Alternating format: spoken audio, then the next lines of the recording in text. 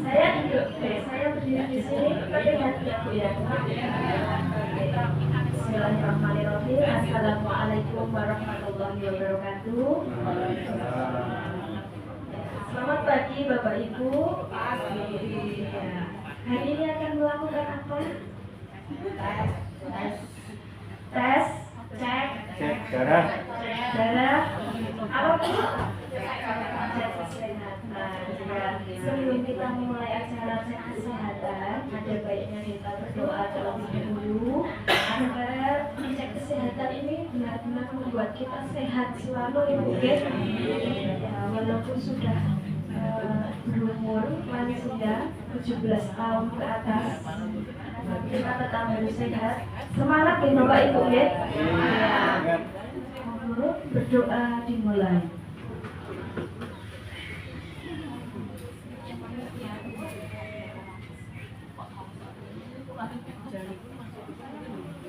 Doa selesai. Ya, untuk pagi ini kami mulai sampai tahun nanti jam 7 petugas harian, maka sebelumnya akan ada isian informasi kesehatan yang akan disampaikan oleh Bu Triwijayanti. Ini beliau adalah seorang apoteker yang biasanya kalau dari Triharsi.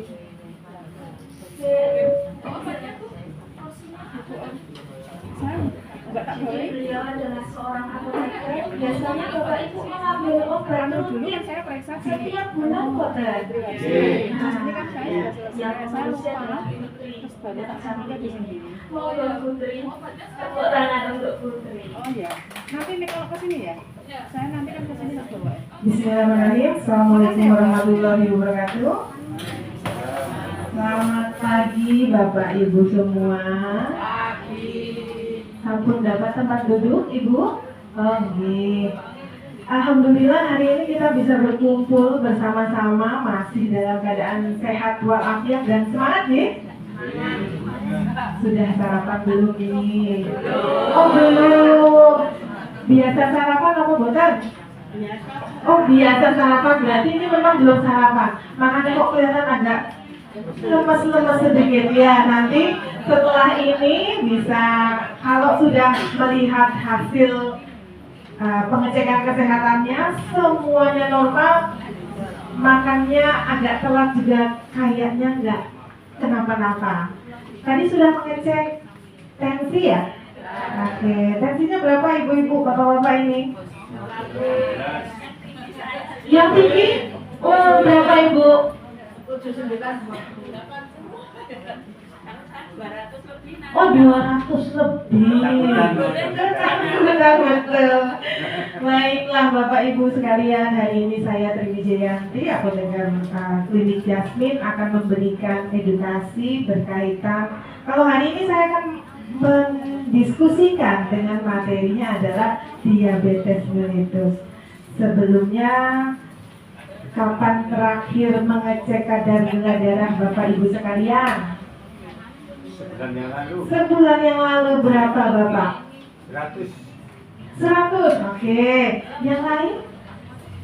Waduh, 200. Ada lagi yang lebih tinggi? Wah, kayak lelang ini. Ada lagi berapa Ibu? 130. Berapa? Waduh, 300-an lebih. Nah, ini yang perlu kita edukasi bersama. Biasanya kalau pasien diabetes sudah lama, itu sudah ya wis lah.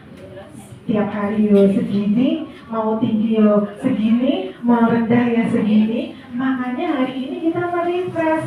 Supaya apa? Supaya cara minum obatnya, kemudian juga kepatuhan minum obatnya ditingkatkan lagi. Kalau di leaflet yang sudah Bapak Ibu pegang, ya ada apa itu diabetes? Wah, nggak usah ditanya ini ya, sudah tahu yang namanya diabetes itu adalah kadar gulanya tinggi. Kenapa bisa kadar gulanya tinggi? Kenapa? Kira-kira yang membuat kadar gula Bapak Ibu tinggi itu apa ya? Yang dimakan sehari-hari? Makanan nasi. Kalau makanan biasa kalau pikiran dikit itu kok langsung Nah, ini juga ternyata diabetes, walaupun katanya diabetes itu kencing manis, Bu. Tapi jangan tergoda sama yang manis-manis. Yang manis-manis itu ternyata mematikan seperti diabetes mellitus. Makanya harus dikurangi. Apa itu yang manis-manis? Tentu saja yang pertama gula. Bapak Ibu sudah mengurangi minum gula atau belum? Sudah. Kalau sudah usia Bapak Ibu kurangi, bahkan sudah mulai menstop gulanya. Jadi udah nggak kepengen lagi aku minum teh manis pagi-pagi, itu sudah tidak boleh lagi minum seperti itu. Kalau mau cuma buat pengen-pengen aja, icip-icip gitu ya, biar lidahnya tetap merasakan manis. Selain gula apa lagi? Nasi. Nah ini betul sekali, karbohidrat ya. Jadi nasi, tepung-tepungan, walaupun nggak makan nasi, makannya mie, makannya bakwan goreng, kalau isinya jagung, tetap ada tepungnya. Nah, kalau makannya sepotong saja boleh buat memanjakan lidahnya. Tapi kalau makannya banyak, itu yang berbahaya. Makanya selain mengurangi minuman manis, kita juga mengurangi karbohidrat yang salah satunya adalah nasi, tepung-tepungan, kemudian juga goreng-gorengan, ini juga harus dikurangi. Memang yang namanya diabetes, yang pertama dilakukan biasanya dokter itu adalah meminta Bapak Ibu untuk mengubah pola hidup. Jadi yang biasanya punya kebiasaan makan manis, kemudian jarang bergerak, itu diminta untuk mengubah pola hidup. Kemudian pengobatan yang kedua adalah harus ditambah dengan obat. Nah, sekarang saya tanya, Bapak Ibu dapat obat apa dari dokter? Di sini ada yang diabetes ya? Nah, obatnya apa? Metformin. Itu obatnya apa? Buat tensinya. Iya. Sama yang sebelum makan itu. Betul. Oke. Ada yang namanya glibenclamid sama metformin yang biasanya diberikan untuk Bapak Ibu semua ya. Glimepirid, betul ya. Nah, kalau kita melihat yang namanya obat, kadang-kadang kan ada ya yang sekarang sudah agak turun tensinya, sudah agak turun kadar gulanya, minumnya separuh dosis. Boleh apa boleh? Tidak boleh ya.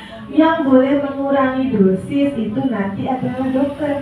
Makanya Bapak Ibu sekalian kan setiap periode tertentu ada pengecekan ya. Nah, pengecekan itu untuk melihat apakah nanti obatnya itu perlu dikurangi dosisnya, ditambahkan dosisnya, atau tetap. Apakah kemudian pertanyaannya, Bu, berbahaya nggak kalau minum obat setiap hari? Sudah lama loh. Bapak Ibu minum obat sudah berapa tahun? 5 tahun, lebih dari 5 tahun ya. Baru 18 tahun lah, anaknya sudah gadis ini kan, 18 tahun sudah lulus SMA ya. 18 tahun, kalau kita bilang yang namanya obat-obatan itu sebetulnya untuk melindungi dan juga memperbaiki.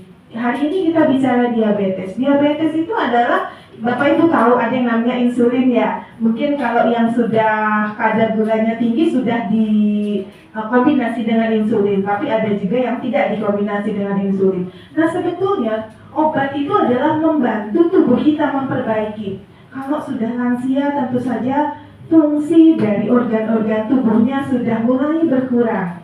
Sehingga apa? Produksi insulinnya berkurang. Ketika ada gula yang masuk, insulin itu harusnya sama gula masuk ke dalam darah itu gandengan supaya bisa dipakai gulanya itu. Tapi kalau insulinnya ternyata hanya sedikit ya, tubuh itu bisa memproduksi insulin. Nah, pada kondisi tertentu, Bapak Ibu produksi insulin di dalam tubuhnya hanya sedikit. Makanya ketika gulanya masuk, apa yang terjadi? Terjadi penumpukan gula yang tidak bisa berpasangan lagi dengan insulin. Begitu dicek kadar gulanya tinggi. Nah, obat itu fungsinya apa? Yang pertama, obat bisa memperbaiki fungsi dari organ-organ tubuh tadi yang bisa memproduksi insulin tadi. Dan obat ada juga yang bisa memperbaiki kalau di dalam tubuh itu ada sistem pengenalan dari insulinnya tadi, dikenali atau tidak, atau kita sebutnya sensitivitas ya.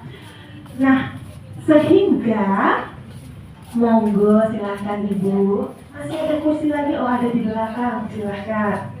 Sehingga pengobatan diabetes ini harus diminum secara rutin. Ada nggak keluhan-keluhan yang Bapak Ibu rasakan ketika minum obat DM? Kalau glibenclamid ya, glibenclamid itu efek sampingnya salah satunya adalah gula darahnya turun ya. Kalau yang tinggi itu namanya hiperglikemi, kalau yang rendah hipoglikemi. Nah, ada efek samping itu. Cara penanganannya gimana? Makanya untuk glibenclamid ya tentu saja diminum berapa kali sehari Bapak Ibu dapatnya? Satu kali sehari ya, 1 kali sehari. Diminumnya sesudah makan, bersama makan, atau sebelum makan? Ada yang sebelum makan, satu yang itu satu suarakan habis makan, siang. Oke, kalau glibenclamid minumnya sebelum makan, metformin minumnya sesudah makan. Kalau yang diminum bersama makan ada obat yang namanya karbose. Nah, itu adalah obat-obatan diabetes. Kenapa ya kok harus minumnya sebelum makan, bersama makan, atau sesudah makan? Ada yang tahu tidak? Tidak tahu. Glibenclamid kenapa harus diminum sebelum makan? Ya karena dia efeknya bisa menurunkan kadar gula darah secara drastis ya. Jadi kalau misalkan minum kemudian agak-agak pusing, wah itu gulanya cenderung turun cepat. Makanya harus diminum sebelum makan, karena kalau diminumnya setelah makan, gulanya sudah diolah terlebih dahulu sehingga akan lebih turun lagi. Glibenclamid minumnya sebelum makan. Kemudian metformin diminum. Minum obat sebelum makan, terus makan sama makannya itu berapa? Oke, pertanyaan bagus sekali. Kalau sebelum makan, jadi yang namanya sebelum makan itu bukan suapan baru minum, itu namanya bersama makan. Bersama makan. Kalau sebelum makan, seperti apa tadi Bapak? Setengah jam sebelum makan, 15 menit sebelum makan boleh diminum dulu, nunggu sebentar, setelah itu baru makan. Tidak boleh minum, setelah itu langsung nyuap, itu namanya bersama makan. Kalau sesudah makan, berapa menit? Ya, sekitar 30. Betul, 30 menit sesudah makan. Itu untuk obat gula ya, metformin. Kenapa metformin harus minum obatnya sesudah makan? Pernah minum metformin? Bapak minum metformin? Kadang-kadang ya metformin itu bisa membuat perutnya begah, kembung sampai dengan diare. Itulah kenapa diminumnya setelah makan, supaya asam lambungnya sudah ada, isinya dulu lambungnya, kemudian baru diberikan obat tadi ya. Nah, itu adalah pengobatan untuk diabetes. Kemudian selain pengobatan diabetes, tentunya banyak sekali ya cara-cara untuk menangani diabetes. Karena kalau sudah lansia itu kan mau minum obat, kayaknya kok takut, nanti ginjalku kenapa-napa. Biasanya kan ketakutannya seperti itu, ginjalku kenapa-kenapa. Kalau nggak minum obat, kok tensinya naik, gulanya naik, kolesterolnya naik ya. Jadi apa yang harus dilakukan? Mengkombinasi tadi obat dan juga pola hidup. Bapak Ibu suka ikut aktivitas rutin seperti senam? Jalan-jalan boleh ya. Jadi selain obat, tentu saja kita harus membiasakan aktivitas rutin. Memang kalau sudah lansia tidak boleh aktivitasnya terlalu banyak. Kadang-kadang kalau yang sudah bengkak-bengkak malah ya Bapak Ibu mungkin kalau melihat ada yang sudah bengkak-bengkak sudah dikasih obat furosemid gitu ya, jalan sedikit itu bengkak kakinya ya, sehingga nyeri, makanya harus dibatasi juga. Dan yang namanya diabetes ini tentu saja bisa menjalar kemana-mana. Saya bilang diabetes itu adalah pintu, sama seperti pintu ini. Pintu itu adalah tempat terbukanya semua penyakit. Jadi kalau dari diabetes bisa masuk ke hipertensi, bisa juga menjalar dengan kolesterol. Dan diabetes ini ya, gula ini sebetulnya adalah makanannya penyakit-penyakit. Makanya kalau punya penyakit kolesterol itu bukan hanya kolesterolnya saja yang harus dibatasi, tapi gulanya juga. Karena kalau kolesterol ketemu dengan gula akan menimbulkan nyeri-nyeri, sakit-sakit. Tapi ada juga yang kolesterolnya tinggi tapi zero gula atau nol gulanya, dia tidak akan ada rasa sakit-sakit. Kenapa? Memang yang namanya suatu tadi ya, kolesterol, hipertensi itu akan cepat menimbulkan rasa sakit kalau ada gulanya. Makanya gula ini harus betul-betul dikendalikan. Bapak silakan dong berkawan di monggo. Wah, ini luar biasa sekali ya, banyak kesadaran. Jadi kita juga harus mengecek secara berkala. Selain minum obat, kita juga harus tahu kondisi kesehatan masing-masing. Misalnya apa? Melakukan pengecekan rutin, seperti yang Bapak Ibu lakukan sekarang. Bapak Ibu mencatat atau tidak? Mencatat atau tidak? Bapak Ibu harus punya catatan sendiri-sendiri ya terkait dengan hasil ceknya. Dan pengecekan ini harus dilakukan secara rutin, minimal paling tidak sebulan sekali ya ke klinik, kemudian dicek tensinya berapa. Apalagi kalau memang punya riwayat hipertensi, tensi tinggi, maka dicek. Setiap bulan saya itu minum obat tensi, setiap bulan saya itu minum obat gula, minum obat kolesterol, dicek secara berkala. Nah kalau sudah dicek, ada kenaikan atau ada penurunan. Kalau ada kenaikan artinya apa? Pertama, dilihat makannya gimana. Jangan-jangan minum obat tapi makannya tetap tidak dijaga, ya akan tetap tinggi. Kemudian juga cara minum obatnya sudah betul atau belum. Kalau ternyata dalam satu bulan ini kok naik, bulan depan kok tambah naik, artinya ada yang salah ini. Harus diperhatikan apa ya kira-kira yang harus diperbaiki sama saya, dicek sendiri Bapak Ibu. Nah kalau ternyata ada penurunan berarti yang sudah Ibu lakukan betul, ataupun misalkan tidak ada kenaikan ya, nah itu sudah bisa dipertahankan. Tapi kita juga harus tahu kadar normalnya berapa. Kalau pada lansia memang tinggi ya biasanya ya, sehingga ya tidak bisa disamakan dengan yang muda-muda. Ini sampai jam berapa? Sebentar. Sampai jam 7 ya? Oke. Sampai jam 7 ya Mbak? Ya, jadi kita masih ada waktu 10 menit lagi. Jadi Bapak Ibu nanti setelah dari sini diingat-ingat tadi tensinya berapa, karena tadi pengecekannya tensi. Kemudian nanti kalau ada cek-cek lainnya diingat-ingat juga harus punya riwayatnya. Jadi setiap kali pengecekan nanti Bapak Ibu membandingkan bulan ini ada perbaikan atau enggak ya, bulan kemarin ada yang lebih baik apa enggak. Jangan-jangan nih tensi saya naik setiap lebaran. Kenapa?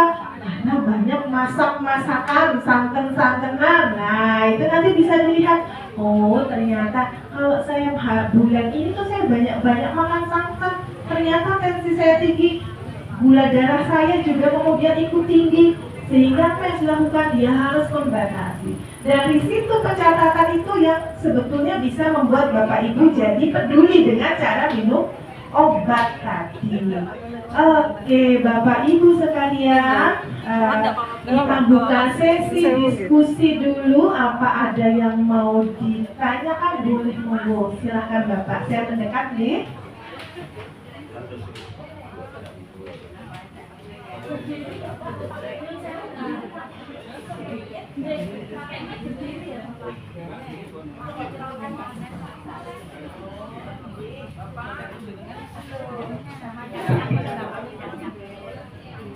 Terima kasih waktu yang diberikan.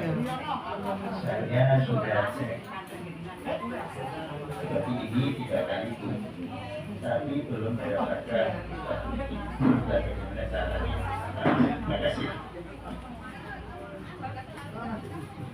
Terima kasih. Belum mendapatkan obat rutin. Mungkin ini Ibu yang bisa menjawab ini. Belum mendapatkan obat rutin. Untuk Bapak, atas nama siapa nih Pak? Oh, ya. Jadi ada kasus sudah di tensi tinggi atau gula darah yang tinggi, tetapi dokter masih perlu observasi terlebih dahulu. Jadi dicek terlebih dahulu. Cek nanti bulan kembalikan saya bulan itu ada mengatakan gula darah atau tensi. Oh ya. Belum ditetapkan atau obatnya belum enggak untuk dampak. Ini memang harus setiap bulan cek tensinya, cek gula darahnya. Ini atas undangan kan Pak untuk cek gula darah tahunan. Undangannya Mbak Iza.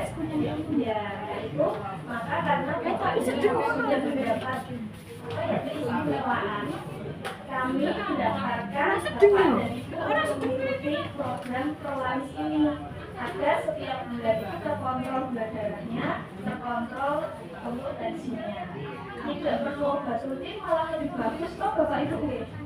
Ya, tidak perlu obat rutin, tapi pola hidupnya mungkin Bapak dan Ibu sudah dianggap sangat baik, sudah oke. Jadi belum perlu menggunakan obat rutin. Apa sudah pernah konsumsi obat rutin terus berhenti? Belum pernah ya. Jadi ini darahnya sangat tinggi. Nah, nomor pinter Pak. Nomor pinter. Oh, dia dulu dan. Terima kasih ya. Bapak Ibu, jadi tadi kita bicara terkait dengan program Prolanis ya. Nah, dengan ikut program Prolanis ini kan Bapak Ibu secara berkala akan terkontrol. Nah, Bapak Ibu yang tadinya belum ya silahkan nanti bisa rutin ya, karena untuk penetapan mendapatkan obat sebetulnya tidak semua penyakit langsung diobati nggih. Bisa juga kita melakukan pengontrolan dulu apakah stabil atau tidak. Obat itu diberikan ketika kondisinya tidak stabil, artinya naik turun, naik turun, naik turun. Nah itu yang kemudian diberikan obat. Kalau masih tinggi stabil, tidak ada gejala apa-apa, sama seperti yang tadi saya bilang. Kalau kolesterol Bapak Ibu tinggi, tapi nggak minum gula, tidak ada keluhan apapun, biasanya tidak membutuhkan obat untuk menurunkan kolesterol. Begitu juga gula. Yang berbahaya itu adalah ketika gulanya, kolesterolnya, hipertensinya kumpul jadi satu, membentuk suatu penyakit yang kombinasi. Jadi nanti Bapak Ibu tadi sudah disampaikan, silakan rutin mengecek kondisinya. Dokter akan memberikan obat ketika ada kondisi fluktuatif tadi. Nah, alhamdulillah kalau belum dikasih obat, artinya kondisi Bapak Ibu walaupun tinggi kadar gulanya, tapi masih dikatakan stabil. Gitu nggih, Bapak Ibu. Nggih. Ada lagi Bapak Ibu yang mau ditanyakan? Monggo Bapak, silahkan. Terima kasih. Assalamualaikum warahmatullahi wabarakatuh. Saya mau tanya Ibu, seperti sudah terangkan di depan tadi, kalau banyak minum obat itu nanti ginjalnya kena gitu. Seperti saya misalnya pagi 7, siang 5, sore 6, kan banyak yang bertahun-tahun.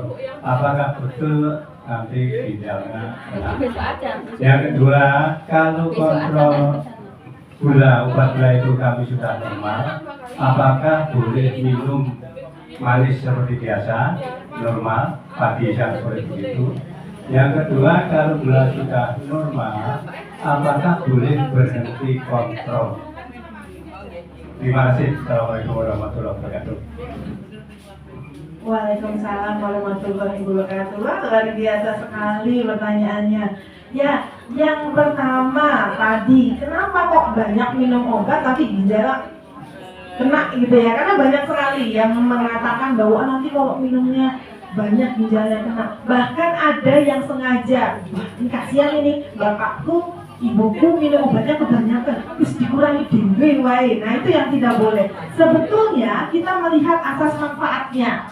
Manfaatnya lebih tinggi atau lebih rendah dibandingkan resikonya. Bapak Ibu, kalau minum obatnya dikurangi, resikonya lebih besar dibandingkan dengan minum obat. Sebetulnya obat itu tentu saja semua yang kita makan itu memiliki resiko. Di dalam tubuh kita ada proses pembuangan. Nah, kalau pembuangannya sudah baik, kondisi Bapak tidak ada kondisi kelainan ginjalnya masih baik-baik saja, insya Allah itu bisa dibuang. Jadi yang katanya bahan kimia terlalu banyak itu bisa dibuang kembali oleh tubuh. Makanya lebih baik Bapak Ibu tetap minum obat sesuai dengan anjuran dokter. Karena resiko kalau tidak minum obat lebih besar dibandingkan kalau tidak minum obat tadi ya.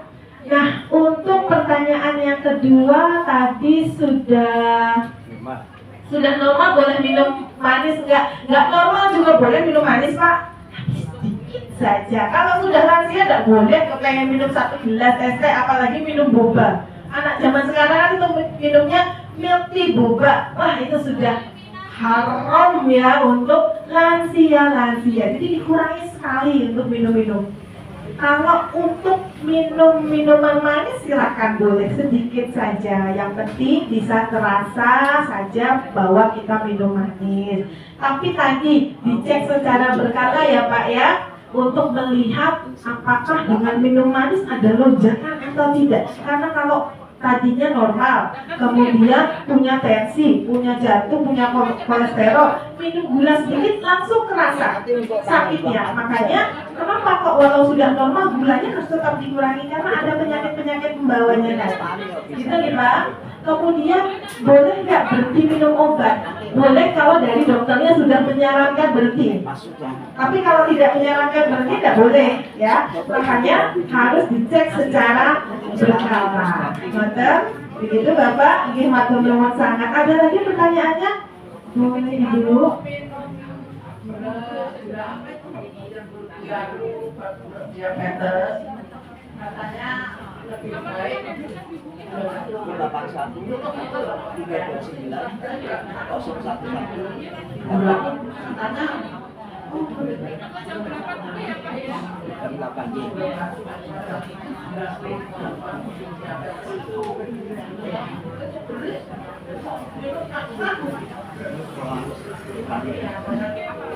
habis senam ya? Habis senam parah.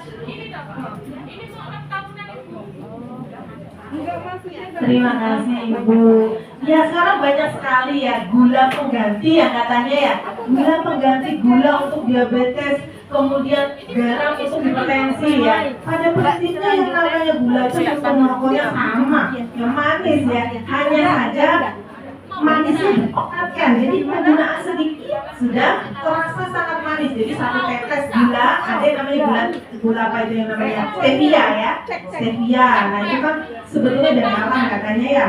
Nah penggunaan hanya setetes sudah sama dengan penggunaan 1 sendok gula. Namun yang namanya gula itu tetap manis, sehingga tubuh kita itu hanya hanya diberikan informasi kamu cuma minum sedikit, padahal ya jumlah yang masuk ya karena dia lebih pekat ya akan lebih hampir sama saja. Makanya ya harus dikurangi juga. Kalau bilang gulanya mana yang paling baik, sebetulnya semua juga berbahaya, tinggal mengurangi kadarnya saja.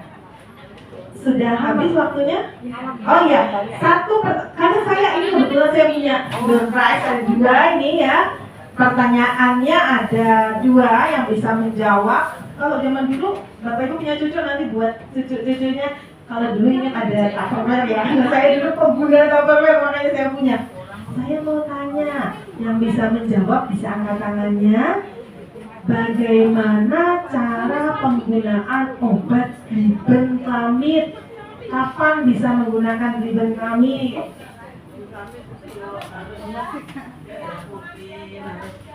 Diminumnya kapan? Minumnya pagi sama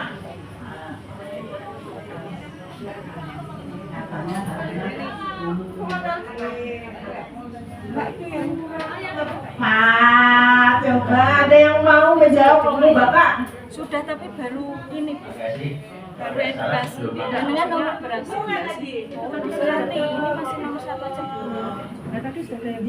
Satu lagi ya, saya punya kasus lagi nih. Ada pasien datang ya mendapatkan obat metformin, ya mendapatkan metformin, kemudian dia mengeluh diare. Setelah ditanyakan cara minum obatnya, waktu minum obatnya salah. Nah, kapan waktu minum obat metformin yang paling baik?